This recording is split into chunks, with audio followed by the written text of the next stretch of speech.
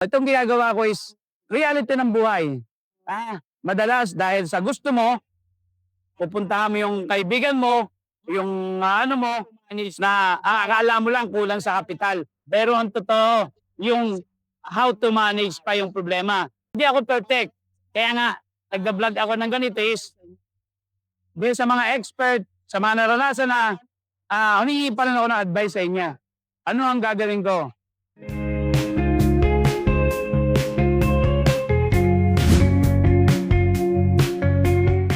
Magandang umaga, kapamilya. Simula na naman ang panibagong araw. So, i-check muna natin kung ano yung mga ginagawa ng mga tao natin, kung yung ating mga leader o supervisor is competent doon sa kanilang mga ginagawa. Kung nabibigyan ng instruction yung bawat departamento nila. Okay? Tingnan natin muna to. Erwin, kumusta? Nakuha lahat yung tornilyo? Na-check pa siya. Huwag mo muna ipasok. Ano muna diyan, i-double check na ng checker. Paano kay engineer kung okay lahat, ano? So, okay lahat yan. Sige, pwede ba dumaan dito?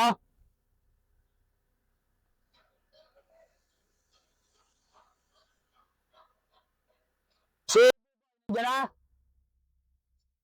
Yung mga nasa itaas, ba't wala na naman kayong harness? Yung mga nasa itaas, lagyan mo ng harness, Palagyan ng ng tali doon sa itaas para doon yung sabitan ng harness kasi yung mga akyat kailangan may harness. Baka tayo magkabila. Magkamali, So, kumpleto na yung ano nyo. Yung erection ba ninyo, nakakahabol yung nagbubutas, yung nagtutunilyo? Hindi. Kulang talaga yung yung magnetic drill. Engineer, tuloy si ngayon, si architect? After lunch? I-check mo yung mga tornilyo na dumating. Para makita natin kung tama yung ating in-order.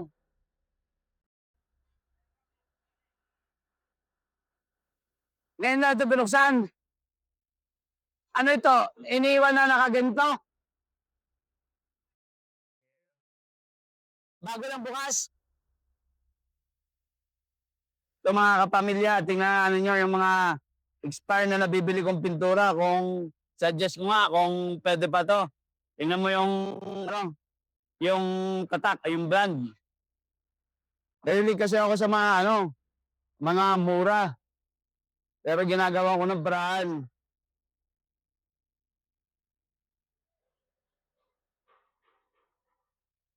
Ito, yun yung nagpa-practice sa distribution kaya hindi ko maalis-alis yung negosyong yan kasi babalikan ko pa yan.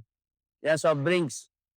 Pero malungkot na ako dyan dahil lang yung dati niya sigla nung aking negosyo na RC is nawala na. Pero hindi pa ako sumusuko. Kahit pa paano, baka bumalik pa yan.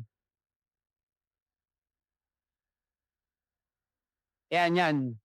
Ano na mga yan, kasi yun yung problema namin. Yung mag-iingat ng mga gamit na hindi agad na ilalagay sa dahil ng kulang, hindi ko alam kung kulang ang tao o kulang yung pagbibigay ng instruction o hindi naka-organize yung mga dapat paglagyan.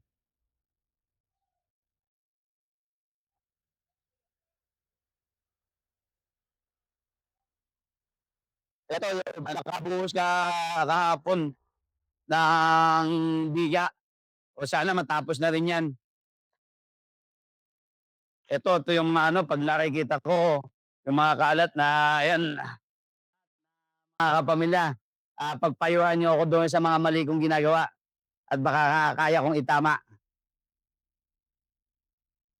Good morning. Andito na naman tayo sa para kumustahin ang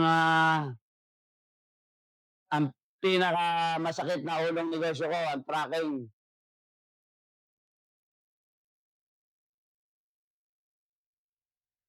O, kumusta?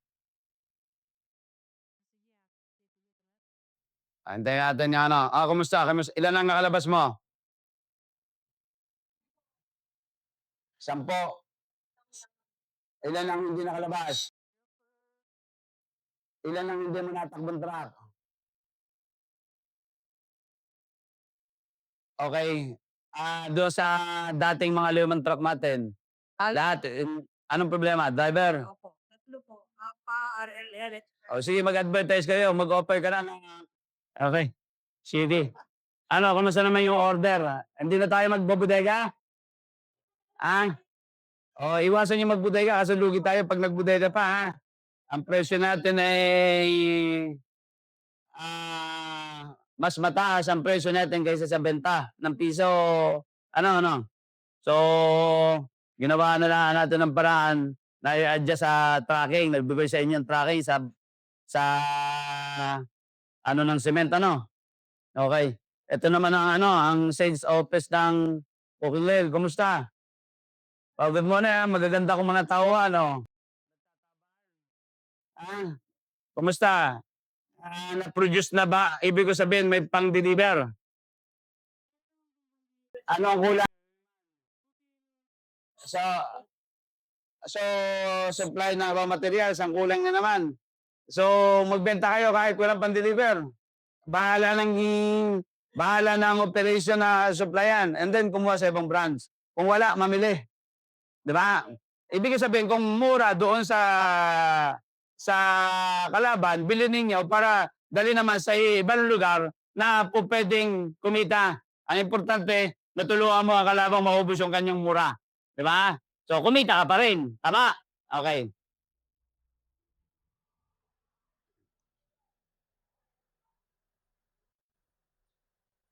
Eto mga kapamilya, dahil laging walang pera, paputol-putol ang trabaho dito. Ah, may ito. Sana panalangin ninyong, tulungan niyo ako sa panalangin na magkapera para matapos na ito. Naiinip na rin ako. Ito yung magiging corporate, office namin at tirahan ng mga anak ko yung itaas at kami naman ni misis nandun sa itaas para yung mga apo ay nandoon and then ang, meeting ng ano is dun sa taas para at least bantay sarado kami dahil lahat ng negosyo namin, ang bahay nandoon sa, site. So, yun ang ibig sabihin namin.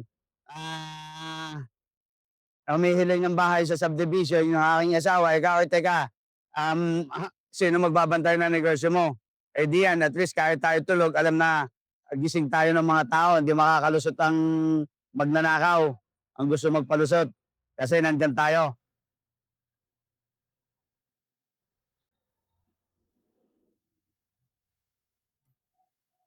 Ay, saglit. Huwag mo hihigalis. Makakakompleto kayo ng pakarga? Anong kulang ninyo? 1.5? Wala bang supplier na nadagdag? Ah, Good morning, kumusta? Wala nga supply. Kailangan na tayo mag-machine. Ang problema, walang pera. Ah, yung gawaan ng bote, mga kapamilya, ang kailangan ko ngayon. So, nag-iipon pa. At nahirap yung utang, baka hindi kayang maibalik yung inutang.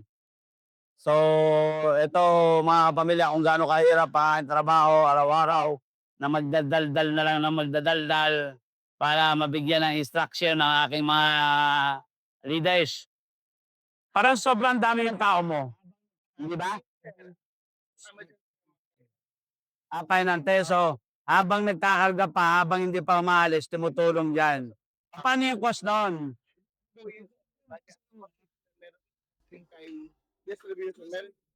Ibig sabihin 'pag tumulong diyan sa inyo, Ina-adhere, sir. sinisingil niyo sa distribution? Sige. Okay, sige. Kumusta yung ano, yung mga problema natin do'n, yung, cleanliness ng bodega, naayos na? Opo, sir. Bali, May regular na kayong taga-higas ng container? Apo sir, meron na. Nakakailan sa isang araw? Bali sir, ang total po nung nagdaan po ay nakaka 300 po yung ano sir eh. Bali di sa one day sir. Hindi, yung per oras, yung cost mo ba na ano, baka naman, Sa computation sir, napasok naman siya sir. tingnan nyo lagi yung costing Apo sir. Kasi yung ating negosyo sentabo lamang. Pag sumablay ka sa productivity, ayun tayo. Nga po. Kasi yung pagkalugi ba nung nakaraang buwan, address na ngayon? Tayo na naman sir, nagagawa na po naman. Okay. Naayos mo yung mga natulog na mantika? Apo sir, ano na lang natin sir, ay yung mga dirty oils on process naman kami sir. Okay, sige. Nagyayari na sa processing. Okay. Sige, sige. So ngayon sana, alam mo, ang target natin na ngayon November, yung ludo nung nakaraang buwan ay kitain natin Ayusin niyo yung yung ng tao, galaw ng tao Okay. Tinatapos natin yung extension ng cooking oil repacking. Tapos dito nakaplano yung machine na bibunin. And then ito naman ay storage ng lahat ng kalat ko na pyesa, parts, so dito. So, equipment ng fracking, construction, part ng repacking, lahat dito ilalagay sa isang ito. Tapos, dito naman, yung cement ko, dito ko ilalagay at mapaupahan naman itong malaki ito. Sana marialis para at least kumita to. Sa mga 3,000 square meter ito na warehouse, marami namang nagpaparating ng barko-barkong asukal, bigas, mga bulk na commodities para mapaupahan. So sa ngayon, ginagamit ko ito ng cement. May nag-i-storage din na ibang brand para doon sa mga project nila. So, parang kung may working space, warehouse space ito na pwedeng gawin. Yung meron kang perentang 300 square meter, 600 square meter, kung kailang i-accommodate. Basta ang importante lang, meron kang nagmamanage ng kanilang produkto. So, pwedeng yung ipapasok nila, tatanggatin ng tao ko, at yung ilalabas nila sa tao ko mag-ano. So, yung filtration nawawala sagot namin. Kaya yung mga plano natin dito. Sana, so, problema talaga is yung naging ugali ko na yung kahit walang problema ay gumawa ng problema. So, yung problema ang gagawin ko kung paano padadami ang pagkakakitaan, paano gamitin yung mga idle asset, gaya ng scrap, gaya ng mga truck. Yun yung mga malalaki kang problema kasi naging ugali na yun yung mga yung mga BO ko na semento, mga sirang truck na kung gagawin mo ay mas malaki yung magagastos kaysa sa bumili ka ng bago. So, inaaral natin is ganon. So, ngayon, pag scrap mo, hindi naman lahat scrap yan. May pipiyasahin ka. Ang problema, hindi mo magawa kasi wala kang storage na maayos, wala kang tao na nakadelegate doon para iayos yung mga bagay na dapat iayos. So, yun yung mga problema ko. Napakadami kong problema, mga kapamilya. Kaya, pero yung problema ko is, ako na rin ang gumawa.